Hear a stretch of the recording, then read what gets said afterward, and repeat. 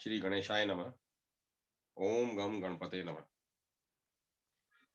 ओम श्री परमात्मने नमः। अग्नि पुराण 178वां अध्याय। तृतीय तृतीया तिथि के व्रत। अग्निदेव कहते हैं, वशिष्ठ, अब मैं आपके सम्मुख तृतीया तिथि को किए जाने वाले व्रतों का वर्णन करूंगा, जो भोग और मोक्ष प्रदान करने वाले हैं। ललिता तृतीया को किए जाने वाले मूल गौरी संबंधी सौभाग्य शयन व्रत को सुनिए। चैत्र के शुक्ल पक्ष की तृतीया को ही पार्वती जी का भगवान शिव के साथ विवाह हुआ था। इसीलिए इस दिन तिल मिश्रित जल से स्नान करके पार्वती सहित भगवान शंकर की स्वर्णाभूषण और फल आदि से पूजा करनी चाहिए। नमो अस्तु पाटलाय, पाटला देवी को नमस्कार, यह कहकर पार्वती देवी और भगवान शंकर के चरणों का पूजन करें। शिवाय नमः, भगवान शिव को नमस्कार, यह कहकर शिव की और जयाय नमः, जया को नमस्कार, यूं कहकर गौरी देवी की अर्चना करें। त्रिपुरा त्रिपुरधान्याय रुद्राय नमः, त्रिपुर विनाशक रुद्रदेव को नमस्कार तथा भवान्याय नमः, भवानी को नमस्कार, यह कहकर क्रमशः शिव पार्वती को की दोनों जंघाओं और रुद्राश्वराय नमः, सबके ईश्वर रुद्रदेव को नमस्कार है, एवं विजयाय नमः, विजया को नमस्कार है, यह कहकर क्रमशः शंकर और पार्वती के घुटनों का पूजन करें। ईशाय नमः, सर्वेश्वरी को नमस्कार, यह कहकर देवी के और शंकराय नमः, ऐसा कहकर शंकर जी के कटी भाग की पूजा करें। कोट्याय नमः, कोटवी देवी को नमस्कार और शूलपाणाय नमः, त्रिशूल धारी को नमस्कार, यूं कहकर क्रमशः गौरी शंकर के कुक्षी देश का पूजन करें। मंगलाय नमः, मंगला देवी को नमस्कार कहकर भवानी के और तुम्भ्यम नमः, आपको नमस्कार, यह कहकर शंकर के उदर का पूजन करें। सर्वात्मने नमः, संपूर्ण प्राणियों के आत्मभूत शिव को नमस्कार, यूं कहकर रुद्र के और ईशान्य नमः, ईशानी को नमस्कार कहकर पार्वती के स्तन युगल का पूजन करें। देवात्मने नमः, देवताओं के आत्मभूत शंकर को नमस्कार कहकर शिव के और उसी प्रकार हरद्रायणी ने नमः, सबको आराध प्रदान करने वाली गौरी को नमस्कार। आराधनीय नमः, यह कहकर पार्वती के कंठ प्रदेश की अर्चना करें। महादेवाय नमः, महादेव को नमस्कार और अनंताय नमः, अनंता को नमस्कार कहकर क्रमशः शिव पार्वती के दोनों हाथों का पूजन करें। त्रिलोचनाय नमः, त्रिलोचन को नमस्कार और कालान्य प्रियाय नमः, कालाग्नि स्वरूप शिव की प्रियतमा को नमस्कार कहकर भुजाओं का तथा महेशाय नमः, महेश्वर को नमस्कार एवं सौभाग्याय नमः, सौभाग्यवती को नमस्कार कहकर शिव पार्वती के आभूषणों की पूजा करें। तदंतर अशोक मधुवास ने नमः, अशोक पुष्प के मधु से सुवासित पार्वती को नमस्कार और ईश्वराय नमः, ईश्वर को नमस्कार कहकर दोनों के होष्ट भाग का तथा चतुर्मुख चतुर्मुख प्रियाय नमः, चतुर्मुख ब्रह्मा की पुत्र वधु को नमस्कार और हराय स्थाणवे नमः, पापहारी स्थाणु स्वरूप शिव को नमस्कार कहकर क्रमशः गौरी शंकर के मुख का पूजन करें। अर्धनारीश्वराय नमः, अर्धनारीश्वर को नमस्कार कहकर शिव की और अमितांग्याय नमः, अपरिमित अंगों वाली देवी को नमस्कार कहकर पार्वती की नासिका का पूजन करें। उग्राय नमः, उग्र स्वरूप शिव को नमस्कार कहकर लोकेश्वर शिव का, और ललिताय नमः, ललिता को नमस्कार कहकर पार्वती की भौहों का पूजन करें। शर्वाय नमः, शर्व को नमस्कार कहकर त्रिपुरारी शिव के, और वासंत्ये नमः, वासंती देवी को नमस्कार कहकर पार्वती के तालु प्रदेश का पूजन करें। श्री कंठनाथाय नमः, श्री कंठ शिव की पत्नी उमा को नमस्कार, और क्षिति कंठाय नमः, नीलकंठ को नमस्कार कहकर गौरी शंकर के केश पाश का पूजन करें। भीमोग्राय नमः, भयंकर और उग्र स्वरूप धारण करने वाले शिव को नमस्कार कहकर शंकर के, और स्वरूपिणाय नमः, सुंदर स्वरूपिणी रूपवती को नमस्कार कहकर पार भगवती उमा के शिरोभाग की अर्चना करें। सर्वात्मने नमः, सर्वात्मा शिव को नमस्कार कहकर पूजा का उपसंहार करें। शिव की पूजा के लिए ये पुष्प क्रमशः चैत्रादि मासों में ग्रहण करने योग्य बताए गए हैं। मल्लिका, अशोक, कमल, कुंद, तमर, मालती, कदम्ब, कनेर, नीले रंग का सदाबहार, अम्लान, आबोली, कुमकुम और सेंधुवार उमा महेश्वर का पूजन करके उनके सम्मुख अष्ट सौभाग्य द्रव्य रख दे। घृत मिश्रित निष्पाव एक द्विदल, कुसुम्ब, केसर, दुग्ध, जीवक एक औषधि विशेष, ध्रुवा, ईख, नमक और कस्तुम्बरु, धनिया, ये अष्ट सौभाग्य द्रव्य हैं। चैत्र मास में पहाड़ों के शिखरों का, गंगा आदि का जल पान करके रुद्रदेव और पार्वती देवी के आगे शयन करें। प्रातः काल स्नान करके गौरी शंकर का पूजन कर ब्राह्मण दंपति की अर्चना करें, और वह अष्ट सौभाग्य द्रव्य ललिता प्रियताम मम, ललिता मुझ पर प्रसन्न हो, ऐसा कहकर ब्राह्मणों को दें।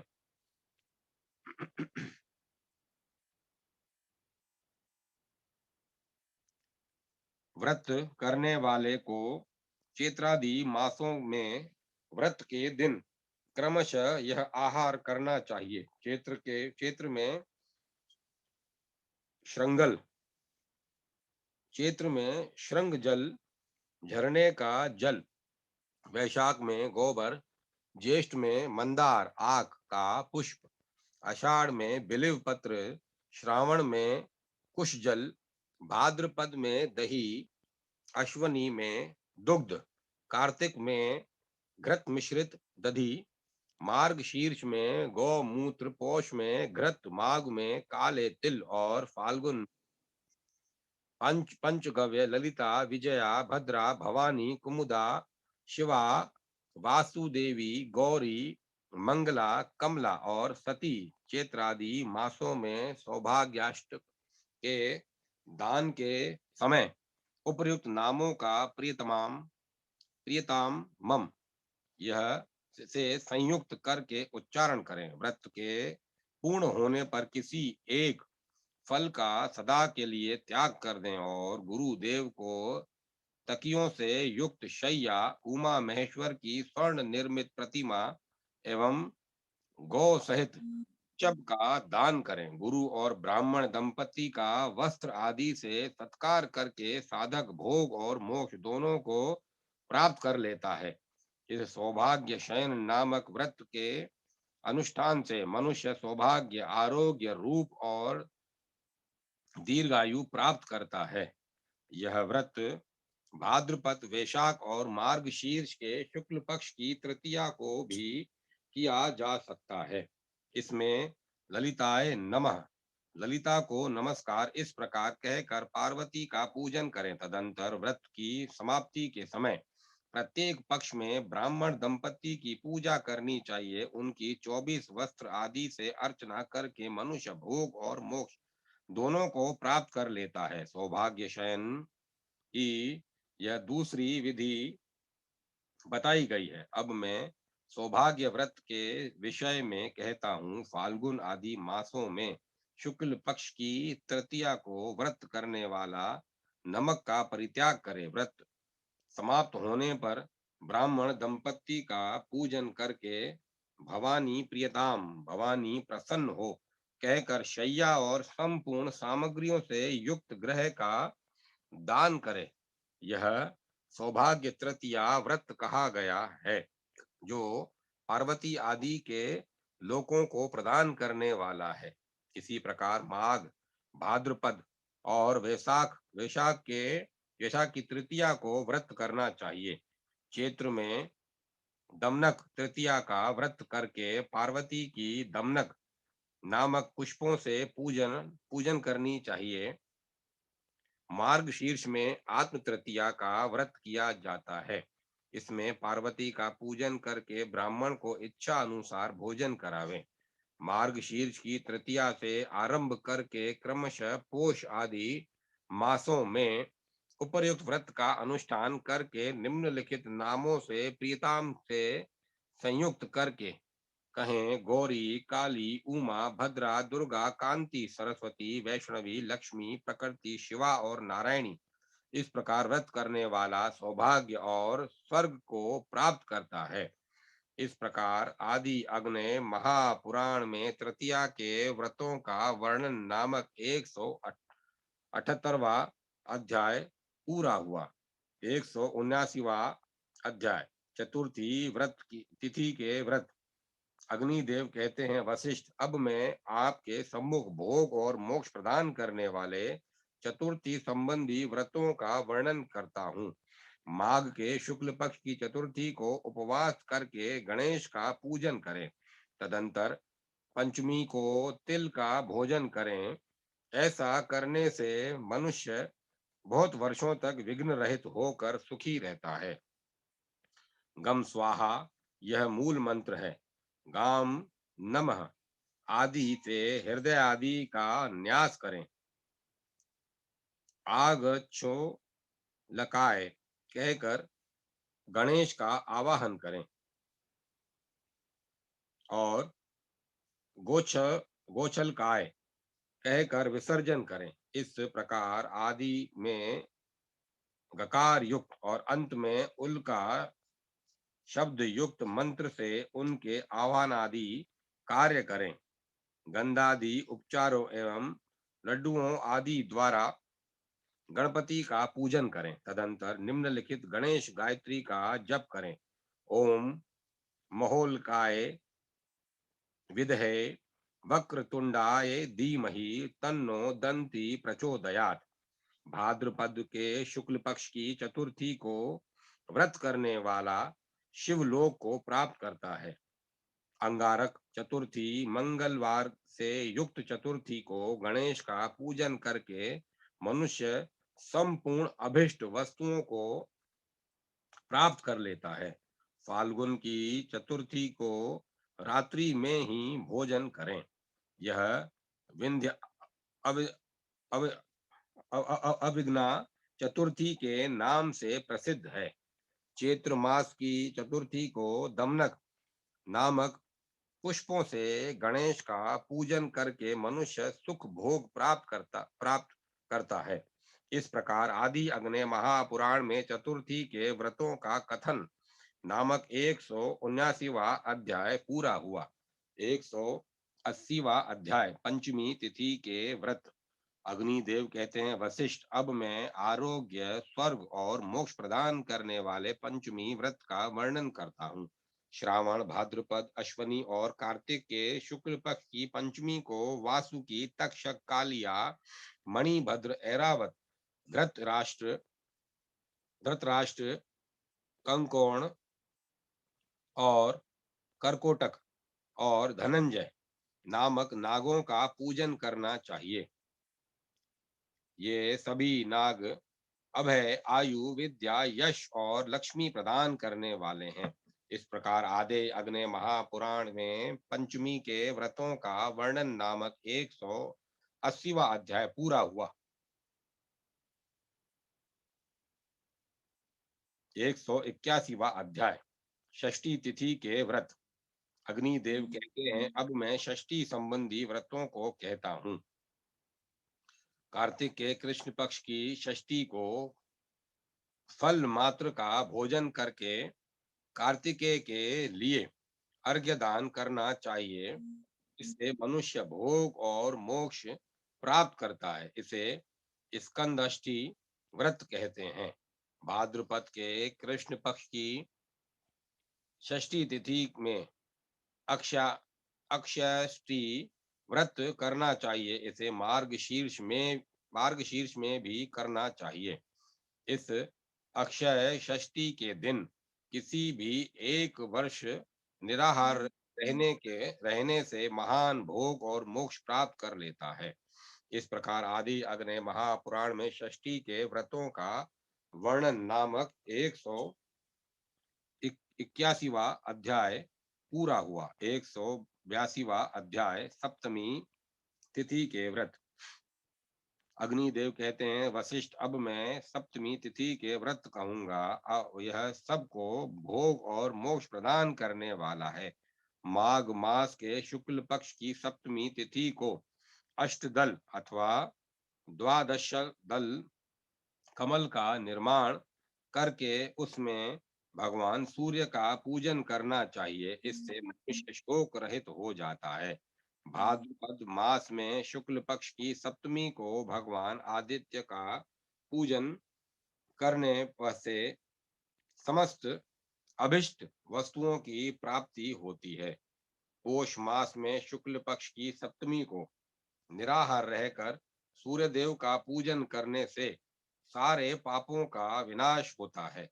माघ के कृष्ण पक्ष में सर्वाति सप्तमी का व्रत करना चाहिए। इससे सभी अभिष्ट वस्तुओं की प्राप्ति होती है। फाल्गुन के कृष्ण पक्ष में नंद सप्तमी का व्रत करना चाहिए। मार्ग शीर्ष के शुक्ल पक्ष में अपराजिता सप्तमी को भगवान सूर्य का पूजन और व्रत करना चाहिए। एक वर्ष तक मार्गशीर्ष के शुक्ल पक्ष का पुत्रिया सप्तमी व्रत स्त्रियों को पुत्र प्रदान करने वाला है। इस प्रकार आदि अग्नि महापुराण में सप्तमी के व्रतों का वर्णन नामक 182वां अध्याय पूरा हुआ। 183वां अध्याय अष्टमी तिथि के व्रत। अग्निदेव कहते हैं, वशिष्ठ, अब मैं अष्टमी को किए जाने वाले व्रतों का वर्णन करूंगा। इनमें पहला रोहिणी नक्षत्र युक्त अष्टमी का व्रत है। भाद्रपद मास के कृष्ण पक्ष की रोहिणी नक्षत्र से युक्त अष्टमी तिथि को ही अर्धरात्रि के समय भगवान श्री कृष्ण का प्राकट्य हुआ था। इसीलिए इसी अष्टमी को उनकी जयंती मनाई जाती है। इस तिथि को उपवास करने से मनुष्य 7 जन्मों के किए हुए पापों से मुक्त हो जाता है। अतएव भाद्रपद के कृष्ण पक्ष की रोहिणी नक्षत्र युक्त अष्टमी को उपवास रखकर भगवान श्री कृष्ण का पूजन करना चाहिए। यह भोग और मोक्ष प्रदान करने वाला है। पूजन की विधि इस प्रकार है। आवाहन मंत्र और नमस्कार। मैं श्री कृष्ण, बलभद्र, देवकी, वासुदेव, यशोदा देवी और गौओं का आवाहन एवं पूजन करता हूँ। आप सबको नमस्कार है। योग स्वरूप योगपति एवं योगेश्वर श्री कृष्ण के लिए नमस्कार है।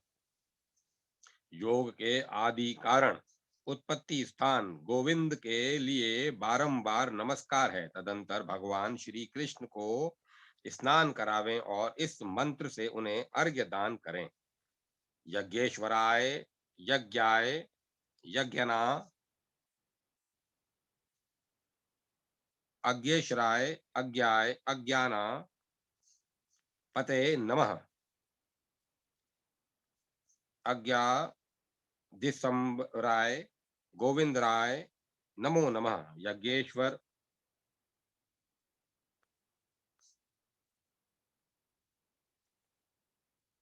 यज्ञेश्वराय यज्ञाय यज्ञानापते नमः। यज्ञादि संभवाय गोविंदाय नमो नमः। यज्ञेश्वर यज्ञ स्वरूप यज्ञों के अधिपति एवं यज्ञ के आदि कारण श्री गोविंद को बारंबार नमस्कार है। पुष्प दीप पुष्प धूप देव आपके प्रिय ये सुगंध युक्त पुष्प ग्रहण कीजिए। देवताओं द्वारा पूजित भगवान मेरी सारी कामनाएं सिद्ध कीजिए। आप धूप से सदा धूपित हैं। मेरे द्वारा अर्पित धूप दान से आप धूप की सुगंध ग्रहण कीजिए। श्री हरे मुझे सदा सुगंधित पुष्पों धूप एवं गंध से संपन्न कीजिए। दीपदान प्रभु आप सर्वदा दीप के समान देदीप्यमान एवं दीप को दीप्ति प्रदान करने वाले हैं। मेरे द्वारा दिया गया यह महादीप ग्रहण कीजिए और मुझे भी दीप के समान उधर्व गति से युक्त कीजिए। विश्व स्वरूप विश्वपति विश्वेश्वर श्री कृष्ण के लिए नमस्कार है। विश्व के आदि कारण श्री गोविंद को मैं यह दीप निवेदन करता हूँ। शयन मंत्र धर्म स्वरूप धर्म के अधिपति धर्मेश्वर एवं धर्म के आदि स्थान श्री वासुदेव को नमस्कार है। गोविंद आप शयन कीजिए। सर्वरूप सबके अधिपति सर्वेश्वर सबके आदि कारण श्री गोविंद को बारंबार नमस्कार है। तदंतर रोहिणी सहित चंद्रमा को निम्नांकित मंत्र पढ़कर अर्घ्य दान दें। फिर समुद्र से प्रकट एवं अत्रि के नेत्रों से उद्भूत तेज स्वरूप शशांक रोहिणी के साथ मेरा अर्घ्य स्वीकार कीजिए।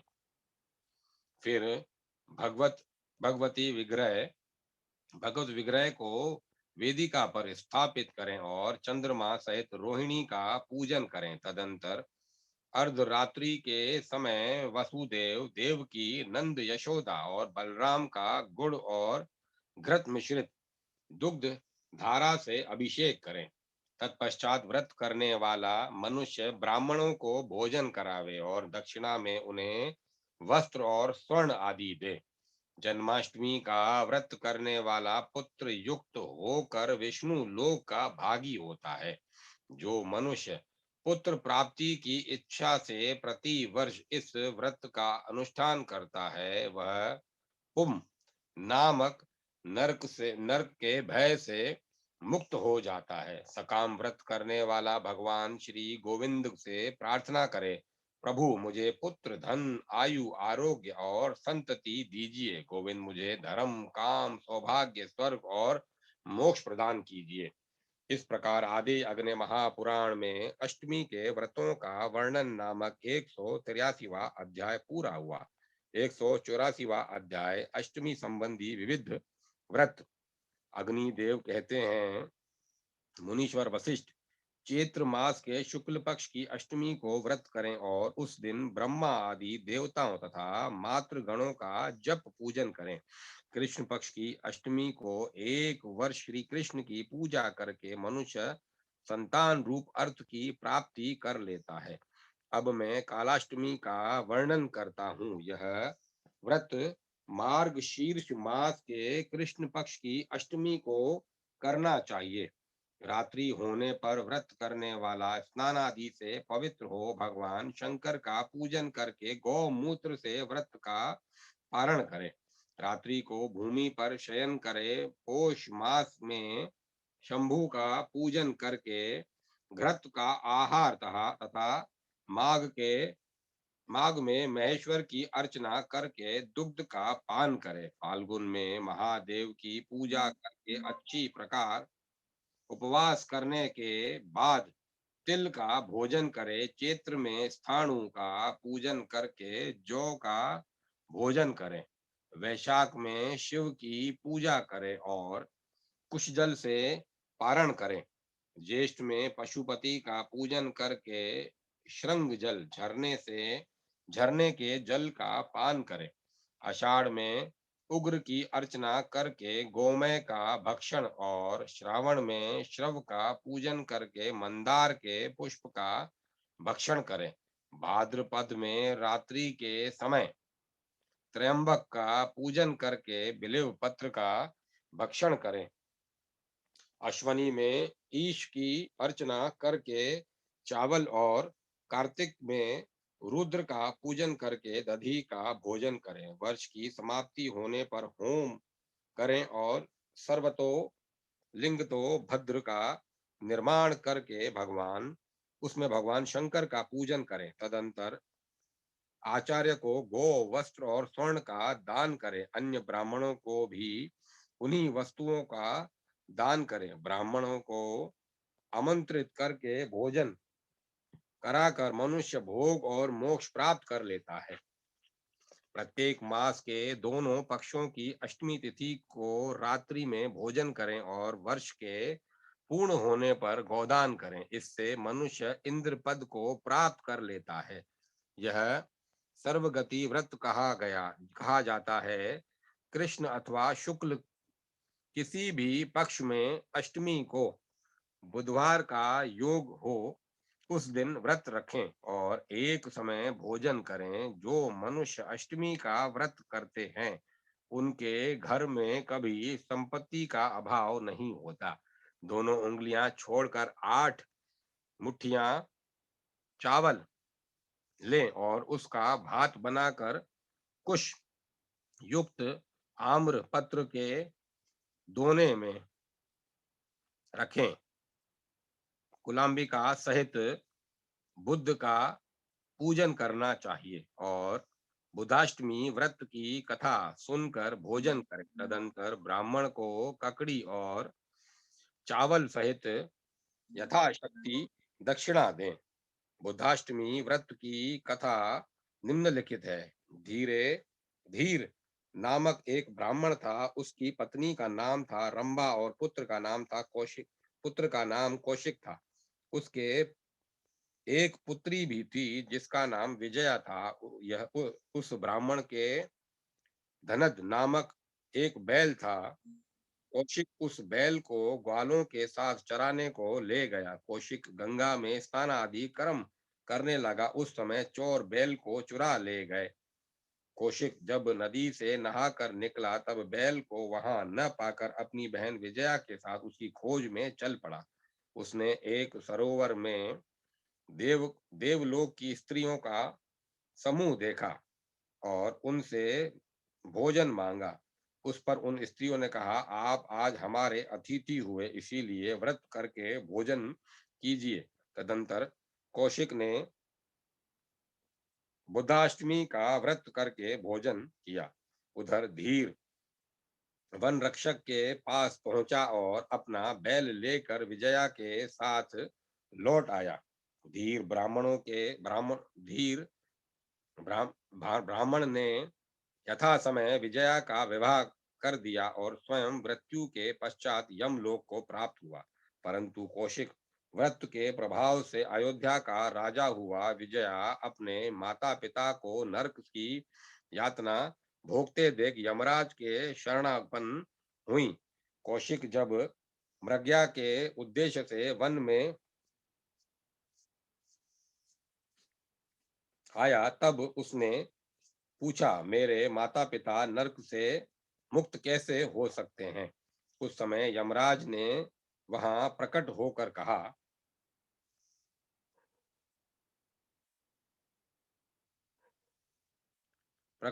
कहा, बुद्धाष्टमी के 2 व्रतों के फल से।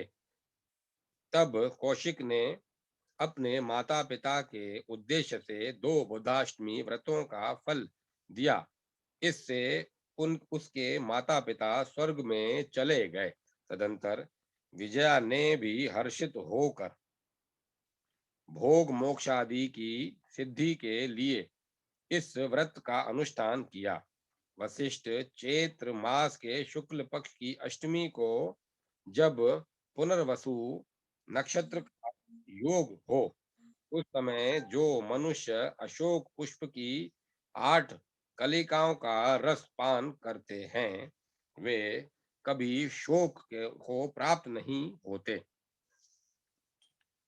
कलिकाओं का रसपान निम्नलिखित मंत्र से करना चाहिए।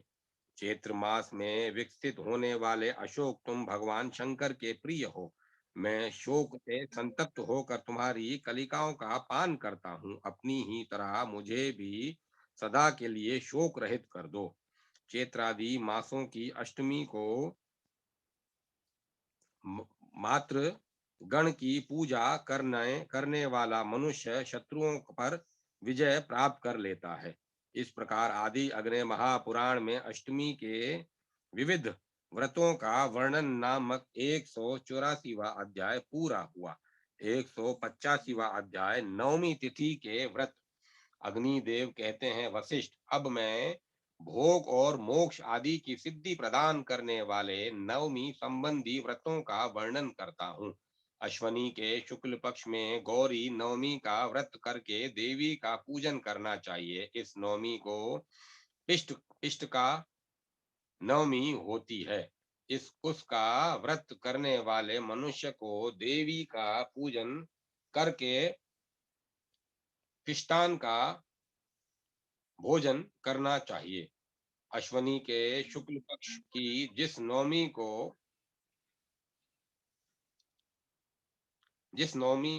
को अष्टमी और मूल नक्षत्र का योग हो एवं सूर्य कन्या राशि पर स्थित हो, उसे महानवमी कहा गया है। वह सदा पापों का विनाश करने वाली है।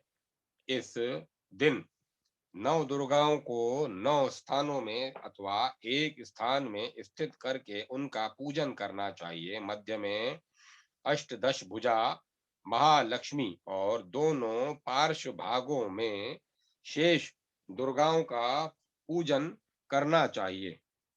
अजन और डमरू के साथ निम्नलिखित क्रम से नव दुर्गाओं की स्थापना करनी चाहिए। रुद्रचंडा, प्रचंडा, चंडोग्रा, चंडनायिका, चंडा, चंडवती, पूज्या, चंड रूपा और अति चंडिका। इन सब के मध्य भाग में अष्टादश भुजा उग्रचंडा महिष मर्दनी दुर्गा का पूजन करना चाहिए। ओम दुर्गे दुर्गे रक्षसी स्वाहा, यह दशाक्षर मंत्र है। जो मनुष्य इस विधि से पूर्वोक्त दशाक्षर मंत्र का जप करता है, वह किसी से भी बाधा नहीं प्राप्त करता। भगवती दुर्गा अपने वाम करों में कपाल, केटक, घंटा, दर्पण, तर्जनी, मुद्रा, धनुष, ध्वजा, डमरू और पाश एवं दक्षिण करों में शक्ति, मुद्गर, त्रिशूल, वज्र, खड़ग, भाला, अंकुश, चक्र एवं शलाका आदि लिए हुए उनके उन आयुधों की भी अर्चना करें। फिर काली काली आदि मंत्र का जप करके खड्ग से पशु का वध करें। पशु बलि का मंत्र इस प्रकार है। काली काली वज्रेश्वरी लोह दंडाय नमः। बलि पशु का रुधिर और मांस पूतनाय नमः कहकर नेतृत्व कोण में, पाप रक्षाय से नमः कहकर वाव्य कोण में, चरके नमः कहकर ईशान कोण में एवं विदारिकाय नमः कहकर अग्नि कोण में उनके उद्देश्य से समर्पित करें। राजा उसके सम्मुख स्नान करे और स्कंद एवं विशाख से के निमित्त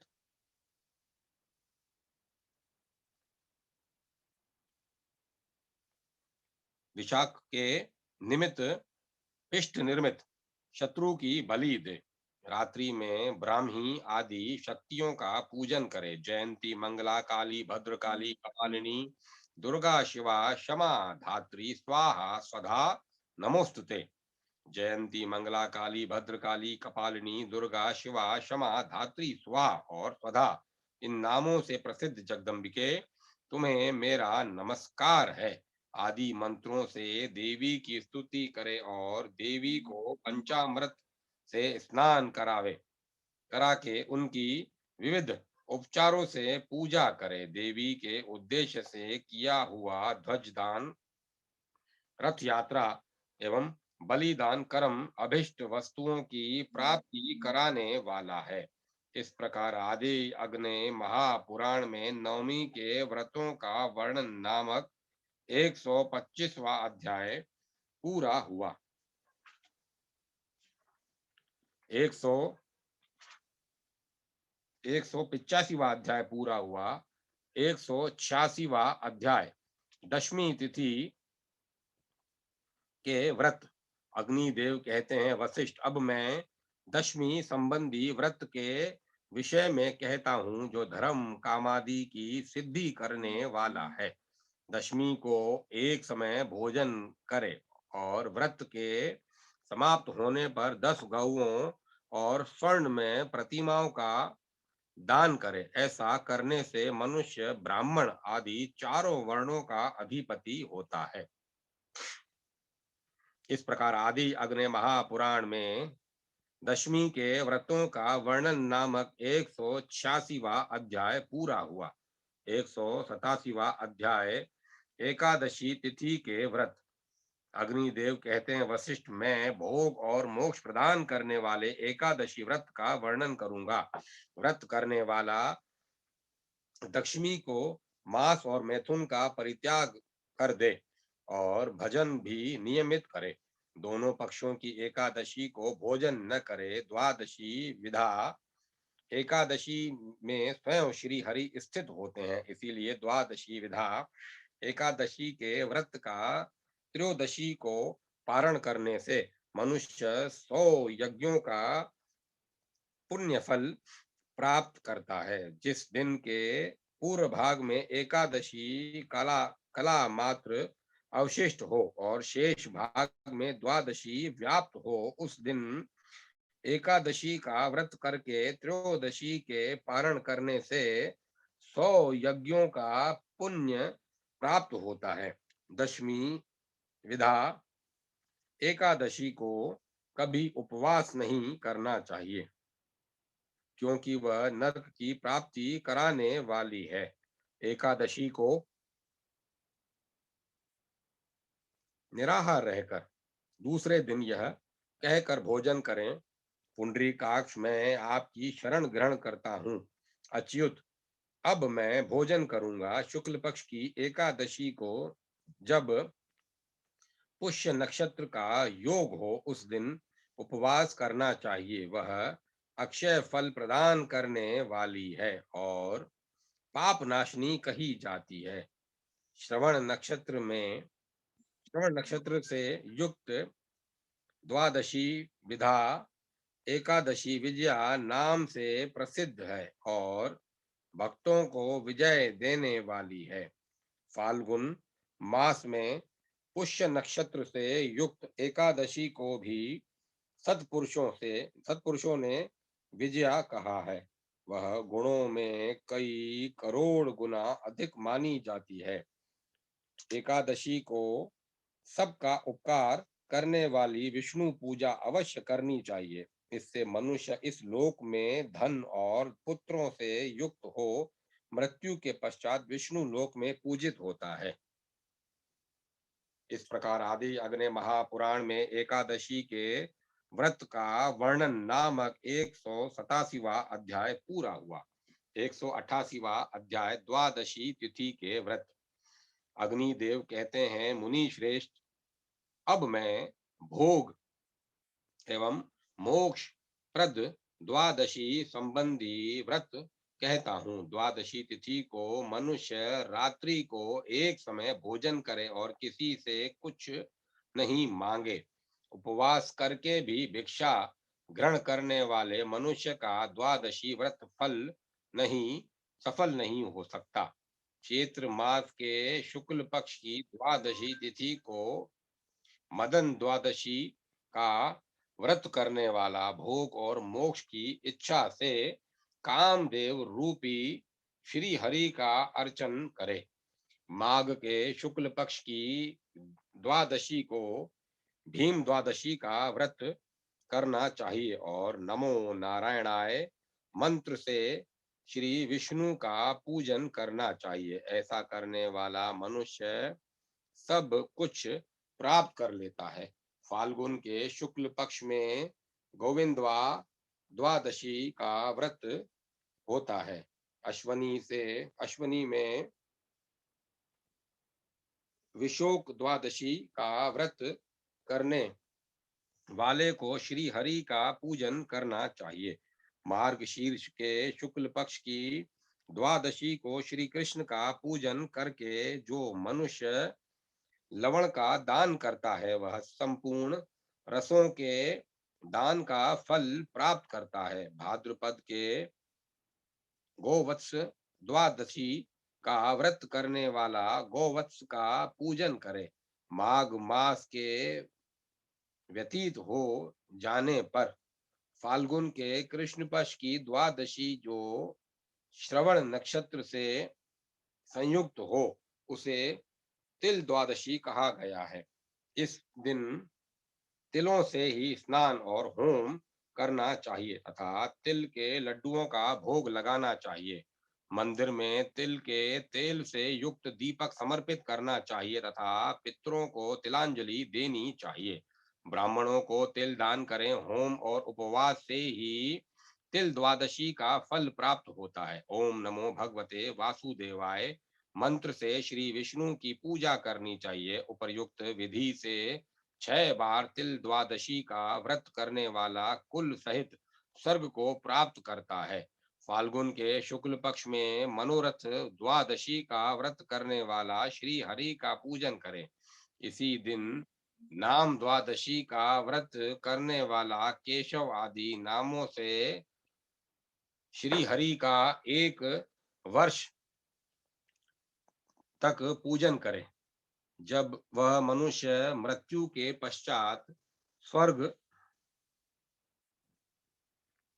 में ही जाता है, वह कभी नर्कगामी नहीं हो सकता। फाल्गुन के शुक्ल में सुमति द्वादशी का व्रत करके विष्णु का पूजन करे। भाद्रपद मास के शुक्ल पक्ष में अनंत द्वादशी का व्रत करे। माघ के शुक्ल पक्ष में आश्लेषा अथवा मूल नक्षत्र से युक्त तिल द्वादशी करने वाला मनुष्य कृष्णाय नमः मंत्र से श्री कृष्ण का पूजन करे और तिलों का होम करे। फाल्गुन में शुक्ल पक्ष में फाल्गुन के शुक्ल पक्ष में सुगति द्वादशी का व्रत करने वाला जय कृष्ण नमस्तुभ्यम जय कृष्ण नमस्तुभ्यम मंत्र से 1 वर्ष तक श्री कृष्ण की पूजा करे। ऐसा करने से मनुष्य भोग और मोक्ष दोनों प्राप्त कर लेता है। पोष के शुक्ल पक्ष की द्वादशी को संप्राप्ति द्वादशी का व्रत करे। इस प्रकार आदि अग्नि महापुराण में द्वादशी के व्रतों का वर्णन नामक 188वां अध्याय पूरा हुआ। 189वां अध्याय श्रावण द्वादशी व्रत का वर्णन। अग्निदेव कहते हैं, एक दिन में अब मैं भाद्रपद मास के शुक्ल पक्ष में किए जाने वाले श्रवण द्वादशी व्रत के विषय में कहता हूँ। यह श्रवण नक्षत्र से संयुक्त होने पर श्रेष्ठ मानी जाती है एवं उपवास करने पर महान फल प्रदान करने वाली है। श्रवण द्वादशी के दिन नदियों के संगम पर स्नान करने से विशेष फल प्राप्त होता है तथा बुधवार और श्रवण श्रवण नक्षत्र से युक्त द्वादशी दान आदि कर्मों में महान फलदायिनी होती है। त्रयोदशी के विशुद्ध होने पर भी इस व्रत का पारण त्रयोदशी को करना चाहिए। संकल्प मंत्र में द्वादशी को निराहार रहकर जल पूर्ण कलश पर स्थित स्वर्ण निर्मित वामन मूर्ति का पूजन करता हूँ एवं मैं व्रत का पारण त्रयोदशी को करूंगा। आवाहन मंत्र में 2 श्वेत वस्त्रों से आच्छादित एवं छत्र पादुकाओं से युक्त कलश पर शंख चक्रधारी वामन अवतार विष्णु का आवाहन करता हूँ। स्नानार्पण मंत्र में छत्र एवं दंड से विभूषित सर्वव्यापी श्री विष्णु को पंचामृत आदि एक एवं विशुद्ध जल का स्नान समर्पित करता हूँ। भगवान वामन को नमस्कार है। अर्घ्य दान मंत्र। देवेश्वर, आप अर्घ्य के अधिकारी पुरुषों तथा दूसरे लोगों द्वारा भी सदैव पूजित हैं। मैं आपको अर्घ्य दान करता हूँ। मुझे भोग, मोक्ष, संतान, यश और सभी प्रकार के ऐश्वर्यों से युक्त कीजिए। फिर वामनाय नमः इस मंत्र से गंध द्रव्य समर्पित करें और इसी मंत्र द्वारा श्री हरि के उद्देश्य से 108 आहुतियां दें। ओम नमो वासुदेवाय मंत्र से श्री कृष्ण के शिरोभाग में अर्चना करें। श्रीधराय नमः से मुख का, कृष्णाय नमः से कंठ देश का, श्रीपते नमः कहकर वक्ष स्थल का, सर्वा सत सर्वत्र सर्वास्त्र सर्वास्त्र धारण्ये नमः कहकर दोनों भुजाओं का, व्यापकाय नमः से नाभि और वामनाय नमः बोलकर कटी प्रदेश का पूजन करें। त्रिलोकय जननाय नमः मंत्र से भगवान वामन के स्थित उपस्थ की, सर्वाधिपते नमः से दोनों जंघाओं की एवं सर्वात्मने नमः कहकर श्री विष्णु के चरणों की पूजा करें। तदंतर वामन भगवान को घृत सिद्ध नैवेद्य और दही भात से परिपूर्ण कुंभ समर्पित करें। रात्रि में जागरण करके प्रातः काल संगम में स्नान करें। फिर गंध पुष्प आदि से भगवान का पूजन करके निम्नांकित मंत्र से पुष्पांजलि समर्पित करें। नमो नमस्ते गोविंद बुद्ध श्रवण संगित अघो गश संशयम कृत्वा सर्व सौख्य प्रदो भव प्रियंताम देव देवेश मम नियंतम जनार्दन। बुद्ध एवं श्रवण संज्ञक गोविंद, आपको नमस्कार है, नमस्कार है। मेरे पाप समूह का विनाश करके समस्त सौख्य प्रदान कीजिए। देव देवेश्वर जनार्दन, आप मेरी इस पुष्पांजलि से नित्य प्रसन्न हो। तत्पश्चात संपूर्ण पूजन द्रव्य इस मंत्र से किसी विद्वान ब्राह्मण को दें। भगवान वामन ने मुझे दान की बुद्धि प्रदान की है, वे ही दाता हैं। देव द्रव्य के में भी स्वयं वामन स्थित हैं। वामन भगवान ही इसे ग्रहण कर रहे हैं और वामन ही मुझे प्रदान करते हैं। भगवान वामन नित्य सभी द्रव्यों में स्थित हैं। उन श्री वामनावतार विष्णु को नमस्कार है, नमस्कार है। इस प्रकार ब्राह्मण को दक्षिणा सहित पूजन द्रव्य देकर ब्राह्मणों को भोजन करा के स्वयं भोजन करें। इस प्रकार आदि अग्नि महापुराण में श्रवण द्वादशी व्रत का वर्णन नामक 179वां अध्याय पूरा हुआ। 190वां अध्याय अखंड द्वादशी व्रत का वर्णन। अग्निदेव कहते हैं, अब मैं अखंड द्वादशी व्रत के विषय में कहता हूँ, जो समस्त व्रतों की संपूर्णता का संपादन करने वाली है। मार्ग शीर्ष के शुक्ल पक्ष की द्वादशी को उपवास करके भगवान श्री विष्णु का पूजन करें। व्रत करने वाला मनुष्य पंचगव्य मिश्रित जल से स्नान करे और उसी का पारण करे। इस द्वादशी को ब्राह्मण को जौ और धान से भरा हुआ पात्र दान दे। भगवान श्री विष्णु के सम्मुख इस प्रकार प्रार्थना करें, भगवान 7 जन्मों में मेरे द्वारा जो व्रत खंडित हुआ हो, आपकी कृपा से वह मेरे लिए अखंड फलदायक हो जाए। पुरुषोत्तम, जैसे आप इस अखंड चराचर विश्व के रूप में स्थित हैं, उसी प्रकार मेरे किए हुए समस्त व्रत खंड अखंड हो जाए। इस प्रकार मार्ग शीर्ष में से आरंभ करके फाल्गुन तक प्रत्येक मास में करना चाहिए। इस व्रत को 4 महीने तक करने का विधान है। चैत्र के आषाढ़ पर्यंत यह व्रत करने पर सत्तू से भरा हुआ पात्र दान करें। श्रावण से प्रारंभ करके इस व्रत को कार्तिक में समाप्त करना चाहिए। उपर्युक्त विधि से अखंड द्वादशी का व्रत करने पर 7 जन्मों के खंडित व्रतों को यह सफल बना देता है। इसके करने से मनुष्य दीर्घ आयु, आरोग्य, सौभाग्य, राज्य और विविध भोग आदि प्राप्त करता है। इस प्रकार आदि अग्नि महापुराण में अखंड द्वादशी व्रत का वर्णन नामक 190वां अध्याय पूरा हुआ। 191वां अध्याय त्रयोदशी तिथि के व्रत। अग्निदेव कहते हैं, अब मैं त्रयोदशी तिथि के व्रत कहता हूँ जो सब कुछ देने वाले हैं। पहले मैं अनंग त्रयोदशी के विषय में बतलाता हूँ। पूर्व काल में अनंग कामदेव ने इसका व्रत किया था। मार्गशीर्ष शुक्ल त्रयोदशी को कामदेव स्वरूप हर की पूजा करें। रात्रि में मधु का भोजन तथा तिल और अक्षत मिश्रित घृत का होम करें। पोष में योगेश्वर का पूजन और होम करके चंदन का प्राशन करें।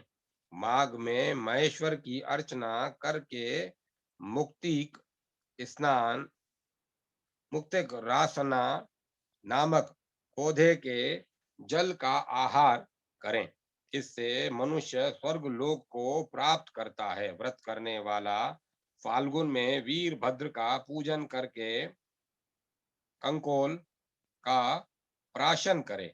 चैत्र में स्वरूप नामक शिव की अर्चना करके कर्पूर का आहार करने वाला मनुष्य सौभाग्य युक्त होता है। वैशाख में महारूप की पूजा करके जायफल का भोजन करे। व्रत करने वाला मनुष्य ज्येष्ठ मास में प्रद्युम्न का पूजन करे और लौंग चबाकर रहे। आषाढ़ में उमापति की अर्चना करके तिल मिश्रित जल का पान करे।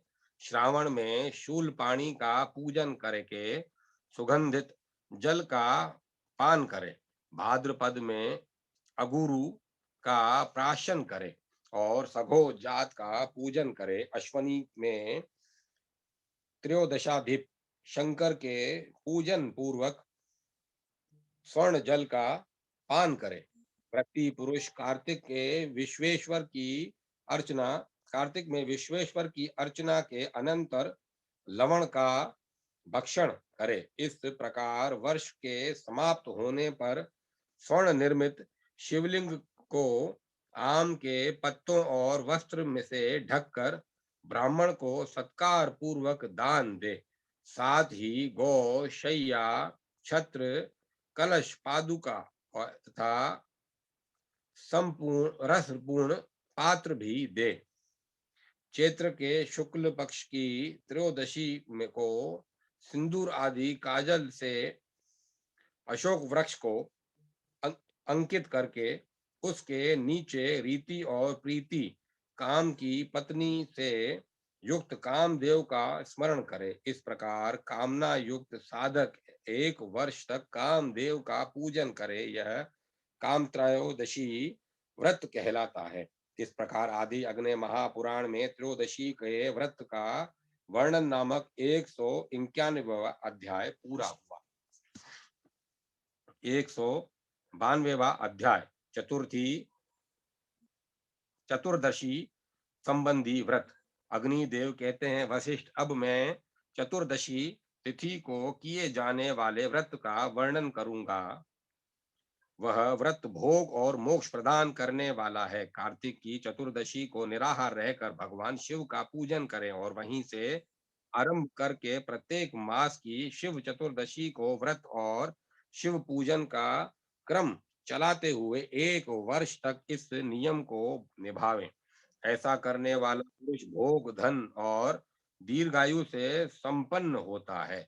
मार्गशीर्ष मास के शुक्ल पक्ष में अष्टमी, तृतीया, द्वादशी अथवा चतुर्दशी को मौन धारण करके फलाहार पर रहे और देवताओं का पूजन करे तथा कुछ फलों का सदा के लिए त्याग करके उन्हीं का दान करें। इस प्रकार फल चतुर्दशी का व्रत करने वाला पुरुष शुक्ल और कृष्ण दोनों पक्षों की चतुर्दशी एवं अष्टमी को उपवास करके भगवान शिव की पूजा करे।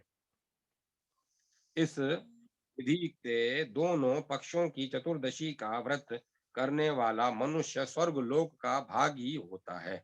कृष्ण पक्ष की अष्टमी एवं चतुर्दशी को नक्त व्रत केवल रात में भोजन करने से साधक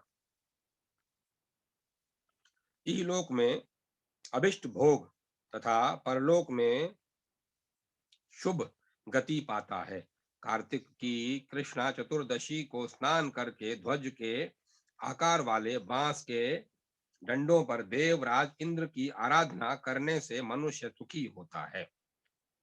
तदंतर प्रत्येक मास की शुक्ल चतुर्दशी को श्री हरि के कुश में विग्रह का निर्माण करके उसे जल से भरे पात्र के ऊपर पधरावें और उसका पूजन करें। उस दिन अग्नि अग्नि धान के एक सेर चावल के आटे का पुआ बनवा ले, उसमें से आधा ब्राह्मण को दे दे और आधा अपने उपयोग में लावे। नदियों के तट पर इस व्रत और पूजन का आयोजन करके वहीं श्री हरि के अनंत व्रत की कथा का भी श्रवण या कीर्तन करना चाहिए। उस समय चतुर्दश ग्रंथियों से युक्त अनंत सूत्र का निर्माण करके अनंत की भावना से ही उसका पूजन करें। फिर निम्नांकित मंत्र से अभिमंत्रित करके उसे अपने हाथ या कंठ में बांध लें। मंत्र इस प्रकार है: हे वासुदेव, संसार रूपी अपार पारावार में डूबे हुए हम जैसे प्राणियों का आप उद्धार करें। आपके स्वरूप का कहीं अंत नहीं है। आप हमें अपने उसी अनंत स्वरूप में मिला लें। आप अनंत रूप परमेश्वर को बारंबार नमस्कार है। इस प्रकार अनंत रूप अनंत व्रत का अनुष्ठान करने वाला मनुष्य परमानंद का भागी होता है। इस प्रकार आदि अग्नि महापुराण में अनेक प्रकार के चतुर्दशी व्रतों का वर्णन नामक 192वां अध्याय पूरा हुआ। 193वां अध्याय शिवरात्रि व्रत।